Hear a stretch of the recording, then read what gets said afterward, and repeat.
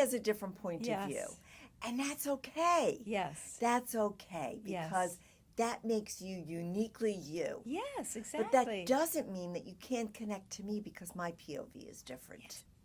Welcome to Sister to Sister, a show where we connect, inspire, and unite women in community, healing, and faith. I'm the host, Eileen Lemelman. I'm a licensed psychotherapist. I'm the founder of the SistHER group, a #1 best-selling author, and I'm a motivational speaker, as well as the voice for all women.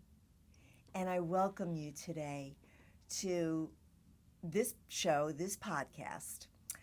This podcast is dedicated to the mission of SistHERS of Zion, where we gather women in unity, foster connection, and create spaces for emotional, mental, physical, and spiritual transformations.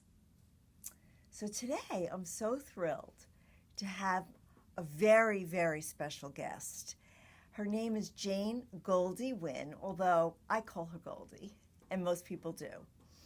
She is also a fellow social worker, a licensed life coach. She's written a book which has turned into a full-length documentary movie, and she'll tell you a little bit more about that. It's called Rainbow in the Night, A Journey of Redemption.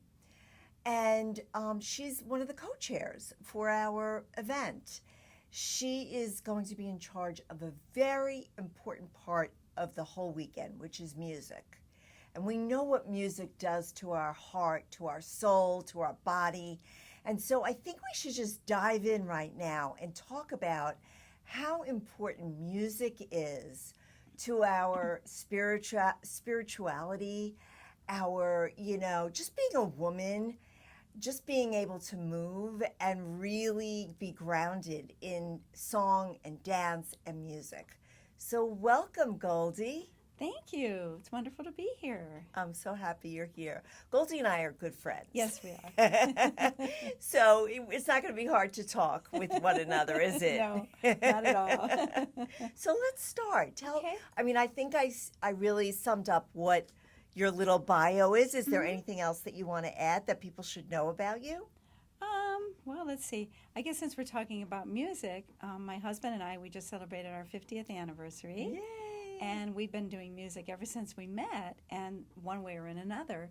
And what we do now is we go into senior facilities and we do shows with music from the 40s to the 70s. And our aim is just to bring joy to the seniors using music. And it's amazing to see what music does, how their hearts open. And when we go to memory care, the music memory is the last to go. So when we start singing, they might not know who their mother or their father is, but they know the words to the songs, and they start singing, and it's Isn't wonderful that to see. amazing? So it's a very powerful way to reach people. So, first of all, music is a universal language. Yes. And so whether it's through memory care or trying to connect people in their heart, music speaks to that, doesn't it? Yes, definitely. Yeah. So tell me how you see the music piece going to really help with what we want to bring to all the women that come to the event. That's a great question. Well, I kind of see that music is just sort of it's like an open door, if you will. Once people are coming to an event, many people don't know each other. They're nervous, they're anxious. So music can just bring stability, it can bring calmness, and it sets the tone. And I think because we're starting on Friday night with the Shabbat dinner, after dinner we're going to be doing a couple of traditional Jewish songs, and one will be a little lively, one will be from Fiddler on the Roof. We have to bring that in a little bit. Yes, of course. And it'll just the quintessential open up. Yes, of course. Jewish yes, music. Of course.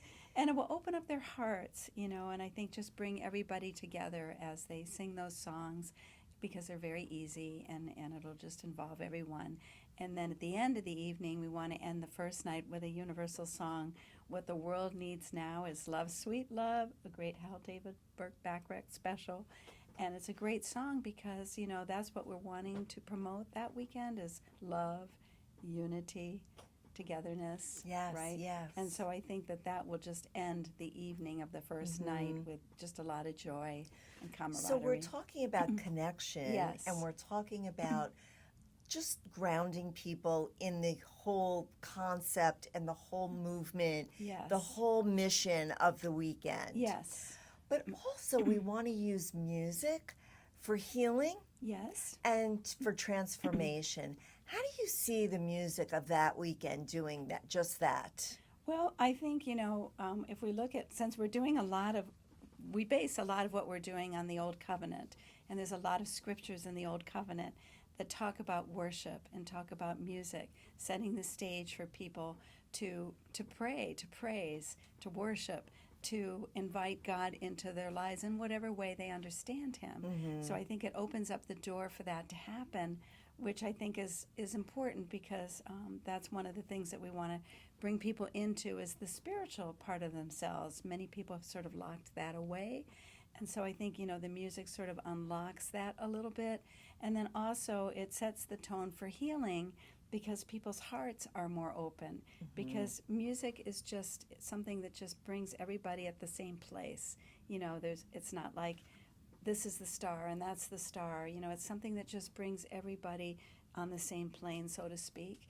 And I think once they either listen to a song or they are actually singing a song, it just is very, very healing in and of itself, and then opens up their hearts to whatever might be coming next. That's how I see it. So that's great. And I think, you know, you've touched on so many aspects of the weekend that I'd like to really break it down a little bit even more.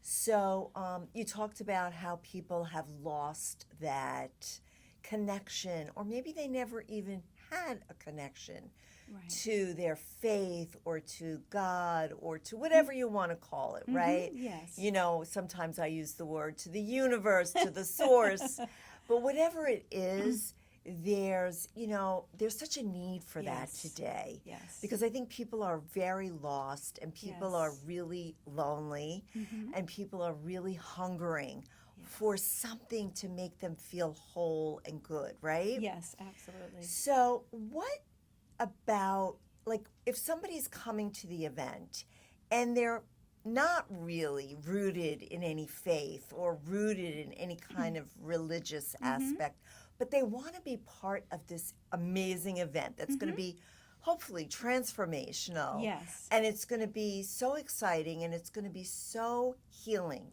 in so many ways. What could you say to them about, you know, coming and not knowing for sure where they fit in? Well, I would say to come with an open heart because there will be something for everybody. Okay, there's going to be, you know, some more serious music at certain points in the conference. But on Saturday night, we're going to be doing something very special because women, sometimes they don't know how to necessarily take care of themselves and they don't know how to have fun. So we're going to give them that opportunity. We're going to have a dance party, a 60s, 70s dance party. Woo! And just let everybody let their hair down and have a good time because that's music that everybody can relate to. So if there are any defenses up, at that point they'll be down because everybody will be on the dance floor, they'll be laughing, they'll be learning the hustle, taking them back to earlier times. Because we want them to know that the weekend is also about connection. Yes. Connection to themselves, first and foremost. Connection to each other, and then connection to a community. Yes. And I think music does that. Absolutely. I know for me, like if certain songs get played, it just throws me right back in time, right? In time. Yes, yes. And, and of course I have to move with it. How is movement so important to music and also what we're trying to achieve? Well, I just want to take you back in time a little bit, and this is kind of a cool story, but I was brought up in a small town in Iowa, And I lived on the grounds of a mental health institute, which is very interesting. And my father was the superintendent. And in those days, it was before we had the psychotropic medicines. So a lot of the patients would be locked up, you know, because they would be dangerous. Some of them would be better behaved or whatever. But my father was just way ahead of his time, and he hired this amazing staff. There was music therapists, occupational therapists, all kinds of therapists. And I would volunteer in the summer to try to help in the music, because I was always interested in music and played the saxophone starting in, you know, middle or grade school actually, and singing, and it was always a big part of our family music. So I would have the opportunity to go into one of the locked wards where the patients were what we would say stoic, like they wouldn't move, nothing in them would move. They would just be sitting there in a catatonic state. Catatonic. Yes. So once was that scary for you? Well, it kind of was, but I was used to it because I sort of grew up, you know, in this environment. Yes. So it wasn't, I mean, it was sad more than anything because I thought these people are so locked in, you know, we have to just somehow open them up. But when we would come in, the little music therapy team, and we would start to do music, and if that patient lifted one finger, that was a very successful day. Mm-hmm. So we would go in the next time. Maybe the patient would lift another finger. Maybe the patient would follow with his eyes. And so we would begin to see very small, minute changes in the patients using music.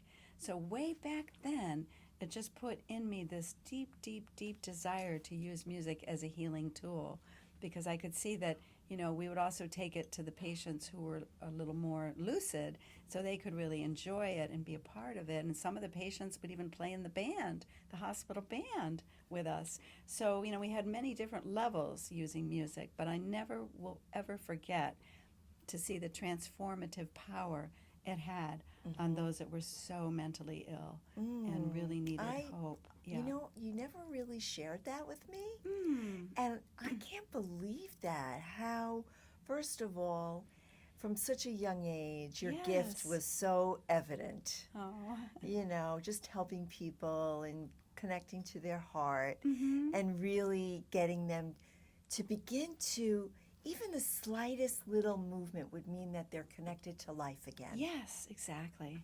Exactly.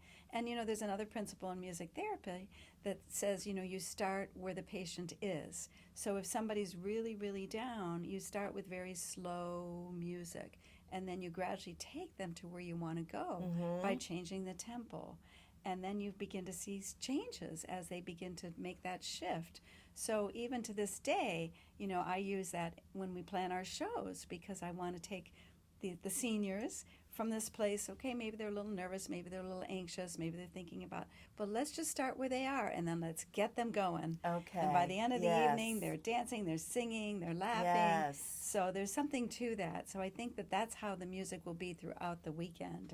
It'll bring people to where Well, we you know, I want think them about to go. even going to a party, right? They usually Yes. start out in, you know, with a certain tempo, and by the, you know, the height of the party, Yes. everybody's, you know, at a different level. And I guess that's what you're talking about, just in healing people Yes. as well. Absolutely. That's beautiful. So let's get back to the actual structure of the weekend. So we're starting off with Sabbath, Yes. welcoming the Sabbath. So how do you see the songs that you've chosen, and what are, you know, what potentially are the songs that you've chosen for the Sabbath, and how do you see those songs helping set the tone for the weekend, or at least for that evening? Well, we'll probably start out after dinner with Sabbath Prayer from Fiddler on the Roof, because that's such a classic song, and everybody will know that, and it just brings in the Jewish element to it, you know, just with the melodic nature of the song itself. And then from that point, after that, we'll bring in Shabbat Shalom, which is a very lively, you know, Israeli sort of song, and most Jewish people, you know, were brought up with that, being able to sing that at the Shabbat. So that'll just raise the level a little bit and get everybody involved. It just sets the tone, and, you know, and that movie was so iconic, The Fiddler on the Roof. Everybody could identify with it. I've been to Israel many Can you times. sing the first line? May the Lord protect and defend you. May he shield you from harm. them. I'm not sure if those are the exact words. Okay, but we get the idea. But you get the idea. I know, I love it. I love it. So, I Yes. love that song too. Yes, it's a beautiful song. Yeah. So I think it just will bring people to that place, because most people have seen that movie. So whether they're Jewish or not, because we're also trying to reach the non-Jewish people and introducing them to the Sabbath, it will bring them in as well, because they will recognize that, since it's such an iconic song. And we want to one do of that. our missions, one of our goals is to educate people of all faiths. Yes. In the Jewish, faith, in the Jewish roots, in the Jewish traditions, which, of course, a very, important part of Judaism is the Sabbath. And I think that every other religion has their own Sabbath, but I think it all started from the Jewish Sabbath. I would agree with that. Yes, right? Yeah. So, we know that the Sabbath is a time to take a break, to rest, to relax, to really reflect. So how could people take the music that we're providing for them, specifically I'm talking about for the Sabbath, they could take that with them, in their life? Well, yeah, I think it's something that we can all do. It is one of the commandments, that we shall keep the Sabbath, right, and keep it holy. And I think, when we get that concept of what it really means to rest, and if you go to Israel, the whole country rests, and especially in Jerusalem, you can hear a pin drop anywhere, because it's so quiet, and families are encouraged to be together, and there is music as people gather in their homes, and they sing, and they, they have the blessing over the candles, and the blessing over the bread and the wine, and so I think, just the whole concept of the Sabbath and the prayers and the music is something that will hopefully open up people's hearts, whether they're Jewish or non-Jewish. Some Jewish people have sort of left their way with some of the traditions, so maybe that will bring them back a little bit more. And for those who haven't experienced it, it might open up their hearts to want to know more. Yes. And so I think it'll serve a lot of purposes throughout the weekend. I can't wait. It'll be so much fun. It'll be so wonderful. Which brings me to another, sort of like our whole mantra or, quote that we have that's our mission is about women being devoted and loyal to other women. Yes. And that is based on the bond that Naomi and Ruth had in the old, as you call it, the old covenant. Yes. And of course, we know that quote as being, where you go, I will go. Where you stay, I will stay. Where you lodge, I will lodge. And your God is my God. Yes. And so we're going to use that as a foundation for the weekend. Women really tending to other women. Women helping women heal and feel loved and feel appreciated. And really being able to, create this space that's going to be so healing and so sweet. Yes. It's going to be sweet. Very sweet. Yes. Yes. And so how's the music going to, really reflect that mission that we have? Well, I just think it will happen because, once music is a part of anything, it just sets the tone for whatever you're doing and wherever you want to go. So I think that, the way we're trying to choose it, carefully, like, for instance, on Saturday, on Shabbat, on the Sabbath, we'll be opening up actually the day with the Star Spangled Banner because it's important to recognize our country, but then also we want to recognize Israel. So we will be singing the national anthem of Israel. And that will be really important because that's going to set the day again, set the tone for the whole day because that's what we're doing. That's for Sunday. Oh, actually, we're doing these on Saturdays. Oh, on Saturday. Yes, yeah. Okay. Yes, again on Sunday with Marty. Yeah. But we're doing this on Saturday. Yes. And then there's going to be a song of Ruth that will also be sung on Saturday, which will open up the door before we meet in our breakout sessions, because that's going to be the song that will just describe exactly the scripture that you quoted. Wherever you go, I will go. And so that is just going to be a beautiful way to just open things up so that when we, start to meet in the small groups, people will be ready and they will feel like their hearts are open, because music just has a way of doing that. Levels the playing field. Yes, it does. And so the music that you've chosen is going to really emphasize those themes. Yes. Yes.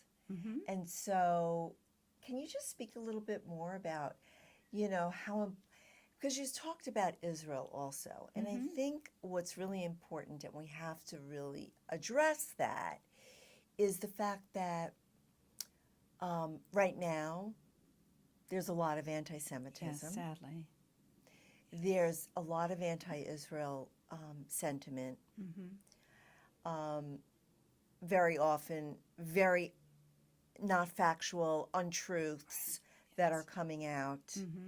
And we are getting Judaism, Jewish people, and Israel is getting so much support from the Christian community. Yes. And so let's talk a little bit about that and how, because you're talking about music of Israel and how that could also, I don't want people to feel like they're going to be alienated, because this is all part of being unified. Yes, exactly. And, my sister lives in Israel. She's been living there since 1975.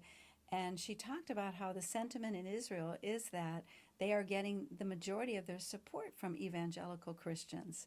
Not even so much from, I hate to say it, American Jewish people, but more from the Christian community. And we look at Mike Huckabee, who hopefully will be the ambassador. And he's been to Israel over 100 times, and he loves Israel. And so, I think people are going to be drawn to Israel because of that ambassadorship and encouraging people to go and visit. And I think that's one thing in our future that we'd like to do, is to possibly even have a trip to Israel, because it's everybody's roots when you think about it, whether you look in the Old Covenant or in the New Covenant. Right, exactly. Right? I mean, Jesus was born in Bethlehem. Yes, and he was Jewish, right? Yes. And so people want to go and see, where he walked, where he fed the 5,000, all the different spots, in Israel, where the Garden of Gethsemane, and so Golgotha, all these places where he actually had a huge impact in the land. So it is something that brings Jews and Christians together, because it's that Judeo-Christian value system, which we all adhere to. Yes. So, talking about, Judaism and Christianity and bringing people together, and also Muslim, because Muslim, faith started from Judaism also. That's true, yes. So we want to include everyone. Yes. So, but for women attending the conference that, like you mentioned earlier, that feel disconnected from their Jewish roots, or maybe even Christian women that aren't sure that this is going to be the right, event for them. How do you think this is going to help them rediscover or deepen or awaken the connection to their faith in their heart? Well, I think the whole weekend lends itself to that, because everything we're going to be talking about, everything we're going to be teaching about, and even in the small groups, we'll be talking about that. And I just think it's going to happen because everything happens in the heart. There's like 933 scriptures about the heart in the Old and in the New Covenant. So the heart is where all change takes place. That's the pathway of change. So I believe as people come with open hearts, there's going to be things that will happen that they might be surprised about. There might be Christian people coming or non-Jewish people coming saying, wow, now I really see it. I really see how my roots are back in the Jewish faith. I see that. I want to know more. Many churches are having Passover Seders and celebrating the Feast of Tabernacles. And Pentecost, which is the other name for Shavuot. So many churches are already doing that, and I think many more people are finding themselves interested in Jewish things. So I think that might just happen as people experience it throughout the weekend, because it's all about experiential, right? Just taking it in at whatever level you can. So I kind of How is that different than spirituality? that's Or is it different? I don't even know. I mean, everybody defines that differently. I mean, we try to stay away from using the term religion. Yes. Because it's not about religion. Yes. People fight in the name of religion. They kill in the name of religion. We want to talk more about relationship. It's a relationship with God. That's how we see it. And that's what we're hoping to foster. Again, however people take that in, whether it's the God of Abraham, Isaac, and Jacob, whether it's, Yeshua, which is the Hebrew name for Jesus, however they take it in, we want people to be able to connect. Yeah. Because so you say the word relationship, and I think that's so important. Yes. Because I think there's spirituality in relationship with one another. That's true too. Yes. And so that's a very important piece of the weekend, which is connecting. Since COVID, I think there has been a little bit of a veering off towards this kind of one-on-one, looking at each other's eyes, really being in the same place at the same time, having these kinds of experiences with one another. And so, to me, that's, having that really deep relationship with another person is so spiritual for me. And there will be friends made for life this Yes. weekend. I know there will be. And then that will lead us into Sunday, which is going to be the day we're going to be focusing more on the spiritual aspect of things. And we're going to be having, our guest artists, Marty Getz and Misha, his daughter, will be there. And they will be like opening up, with a lot of songs that are going to be taken from the Psalms and, scriptures from the Old Covenant. But it's going to be a way for people to enter in together because they have just the most beautiful voices and the most beautiful way of drawing people into the heavenly places. And I think people are just going to be just drawn in and just loving it. And we're opening that portion up to the community so that people can bring friends, family, relatives, and just inviting people to enjoy that aspect of it. And then after that, we're going to have like a quieter time where the musicians will be singing and playing quietly so that if people want personal prayer, they will be able to get that. And so we want to make sure that at the end of the summit, people have that opportunity because there might be many prayers that are needed, after opening up their hearts that weekend. So we want to make it safe for people. So that's sort of the way that we're building things through the music. Yeah, it's like we're gently sort of, just guiding them with all different kinds of experiences, music being one of them. Yes, exactly. So, how, in your experience, how have you really observed and experienced women in song and dance and movement? Historically, how has that brought women together? Well, I think it just does. Like in the Jewish tradition, like even growing up in the synagogue, there would be happy occasions and weddings, and people would dance the hora, and everybody would be together, enjoying that. So I think it's part of the Jewish culture, right? So I kind of grew up with that. And I think, Italians, we were just talking about today, because I met an Italian yesterday, and we were sort of talking about how many of us Jewish and Italian people are married to each other because there's such a similarity in the culture. Because the Italians dance a lot. They like to eat. It's just like the Jewish food is love, darling, So, I mean, what can I tell you?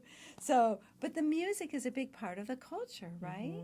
And also in both cultures, and I guess a lot of ethnic cultures, the woman really is the head. I mean, it's definitely the tone. It sets the tone for the family. Yes. And so that's kind of what we're talking about for the weekend. We as women need to be nourished. Yes. We need to really have a sense of renewal. Yes. And also healing so that we can go out into the world. Yes. And heal our families, our communities, and the world at large. And we want to be able to do that from a full cup, and if we're depleted, many of these women coming might be depleted. A lot of people have experienced deep loss, Yes. Coming out of COVID and even since then. and they're just going to need to be nurtured and cared for and loved. Mm-hmm. And so our hope is that by the end of the weekend, through everything that's transpiring, that they will be filled to overflowing, Yes. so their cup will overflow to help others. Yes. Because you can't give out of an empty cup or even a half full cup. No, you 'cause have you're to too give depleted. from the Yeah, overflow. from the overflow, not Yes. the underflow. That's when you have Yeah, burnout. and so I guess that brings me to, my passion, which is the loneliness piece. Because you're Yes. talking about they're coming from a lot of loss. They're coming Mm-hmm. from a place of, deep loneliness, especially women in, midlife and beyond. Yes. They experience so many adjustment disorders, so many changes in Yes. their life. They're navigating all kinds of changes. Mm-hmm. If it's not the death of a spouse or divorce or maybe empty nest or maybe retirement, Yes. relocation, all of these things really kind of, get us off balance. Mm-hmm. And then we feel really like, who do we turn to for that? Right. Who's going to exactly. be there for me? Right. Who's going to hold my hand? Yes. Yes. Who's going to really show up for me? Mm-hmm. And that's what this weekend is about. We're showing up for each other. Yes, absolutely. And that's why I think friendships will be made and they will be kept. Yes, yes. They will be heart-to-heart friendships. So interesting because you and I met at the height of COVID. Yes, we did. And we met when you were, doing a book talk about your book that had just come out. And we made an instant connection. Yes, we did. But it was at the height of COVID. And thank Yes. goodness we met one another and we didn't feel as alone. No, we didn't. And you actually had me on your first podcast. I know, my other podcast. Yes, which was so great. I know, it's been great. And so just the way we connected and, connected around a very difficult time. It was a Yes, very yes. difficult time. It was. But we Yeah. connected with each other. We Yes. kind of clung to each other. You're right. And that's what happens and that's what we want to happen this Yes, weekend. yes. This is going to be Yeah. a safe, loving environment. A sacred environment. Sacred, I yes. like that word. I guess what we're talking about is also finding balance. Yes. Finding balance in the relationship with ourselves, Mm-hmm. relationship with other women, Mm-hmm. relationship with our faith. Yes. Finding a balance. Yes. How does that happen? Well, I think it's a process. Like they always say, it's a process, not an event. And, many, many, many years ago, I wrote a book in the early 80s, co-authored a book on stress, and we talked about how to live a balanced lifestyle in an unbalanced world. That was our subtitle. And that's what we looked at, and that's what we explored. And so we looked at every area. love that. Yeah, we looked at the spiritual, we looked at the emotional, we looked at the physical. And at the time, I was very out of balance. I was very overweight. I was type A personality. So that led me into my own journey of finding balance. And that's why we decided to write the book together. And since that time, that's been one of my passions, to talk about stress and self-care, because I realized that there are so many problems that happen to people physically because of the dis-ease in their life, because they're pushing themselves beyond what they're created to be.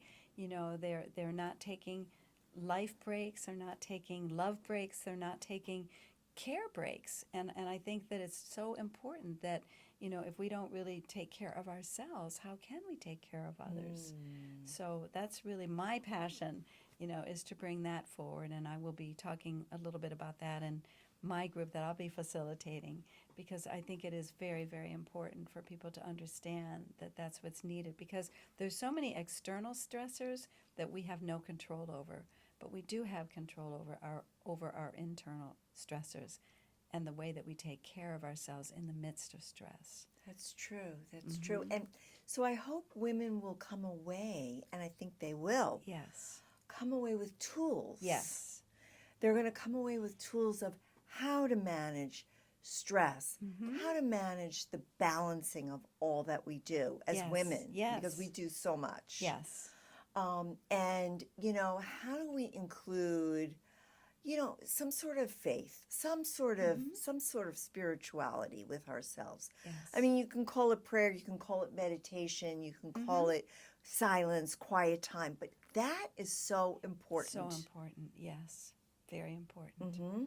And I think people will be coming searching. I really do. You know, just wanting. One person I spoke with recently said, I'm coming for me. You know, I'm coming because I recognize I need this. And I'm searching for something and I don't know what it is yet.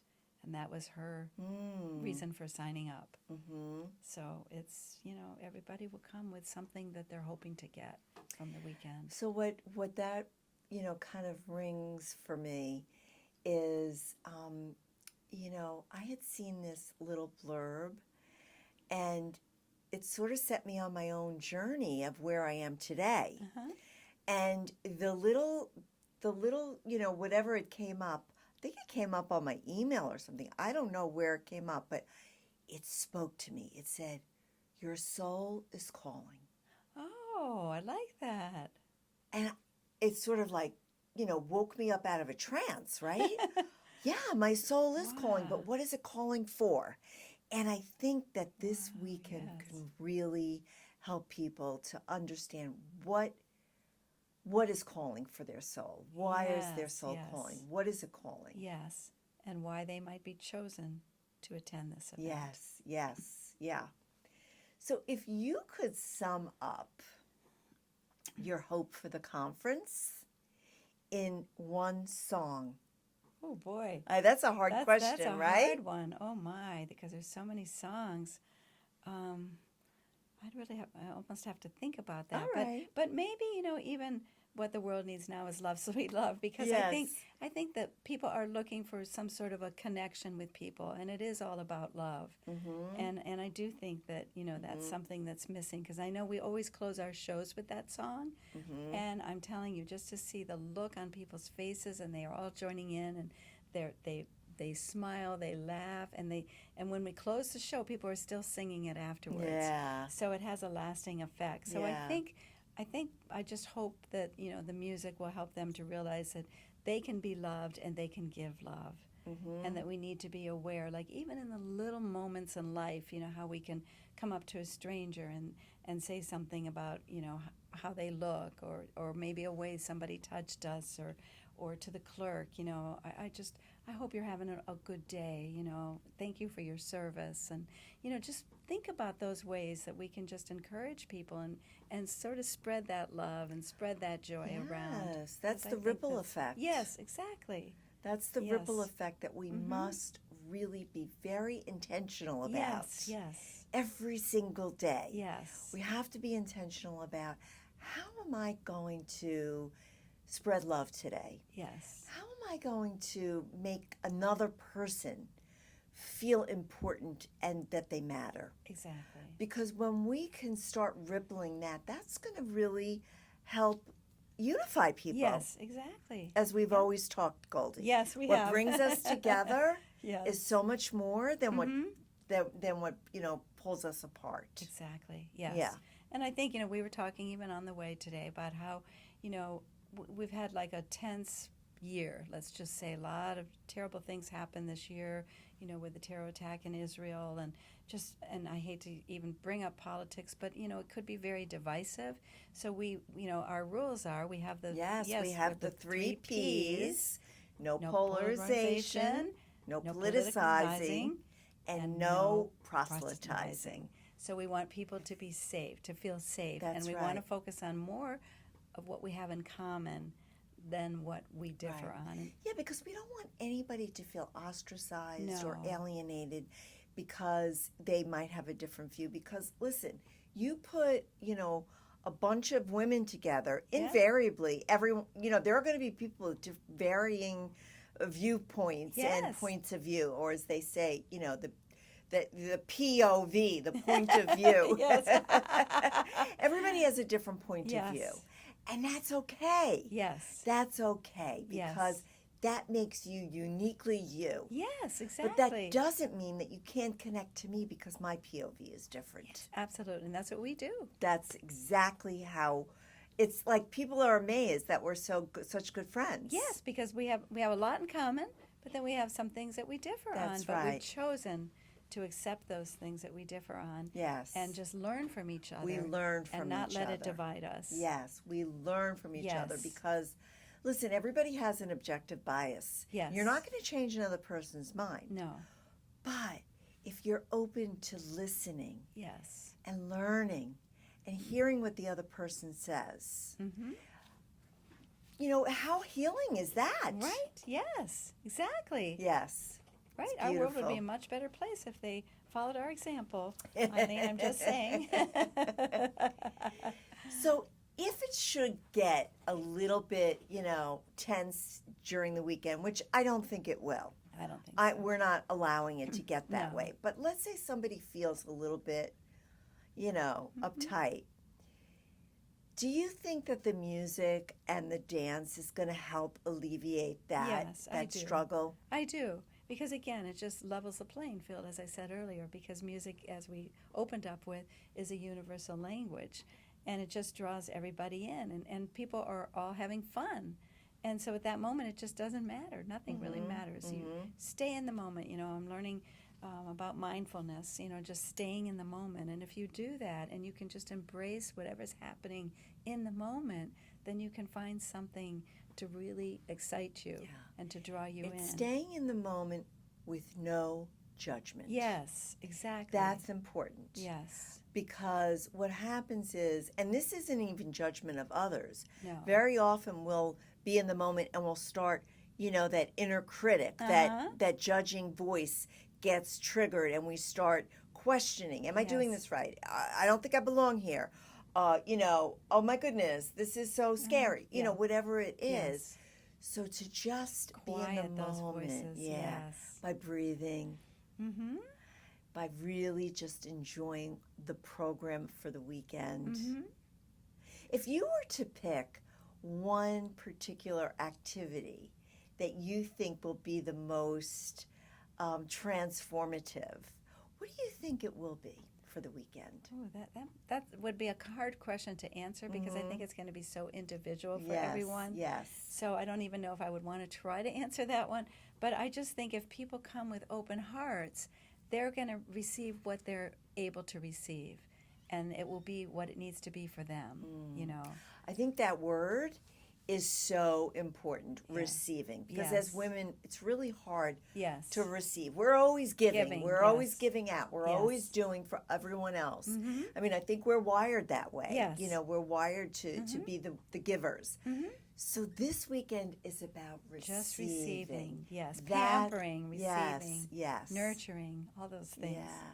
Yes, definitely. So, Goldie. It's going to be so It's exciting. going to be so wonderful. Yes. Yes.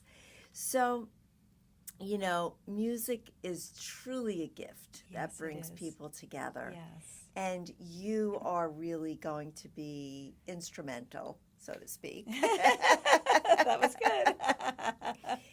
in creating the tone Mm-hmm. of the weekend with the Yes, music as the yes. background for the whole weekend, Yes. which I think really is so unusual. Mm-hmm. Because I've been to many conferences, and I don't remember a conference where music is woven. You usually hear loud, booming music when you first get in to get people like my heart There's going. no way that you can connect, you know, to that. It's almost like, would you please just turn it down? You know? I know, that's, But let me just say something quickly. Yes. I was at an event yesterday. It was a surprise party for somebody who was turning 75, and they used music in the most amazing way because what they had playing in the background was songs from the 60s and 70s. So it set the tone because set the almost tone. everybody there is in their 60s and 70s, or Yes. maybe a little younger.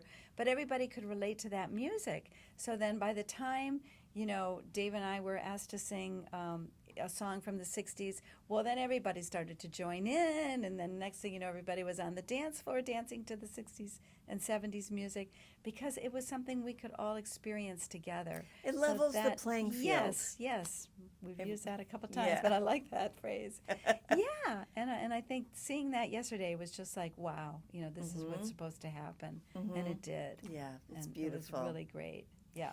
So, and we expect that same kind of feeling the weekend of June 6th, 7th, and 8th. Yes, definitely. So thank you so much, Goldie, Oh, you're welcome. for being a guest, but also being so, so important in the, just the collaboration Yes. and the connection and the creation of something so special. My dream, it's been my dream to have a women's event like this. And so to know that you're, part of it is just so special.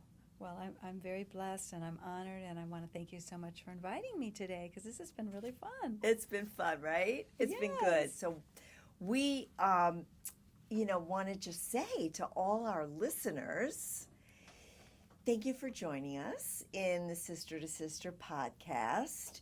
Don't forget to mark your calendars for June 6th, 7th, and 8th.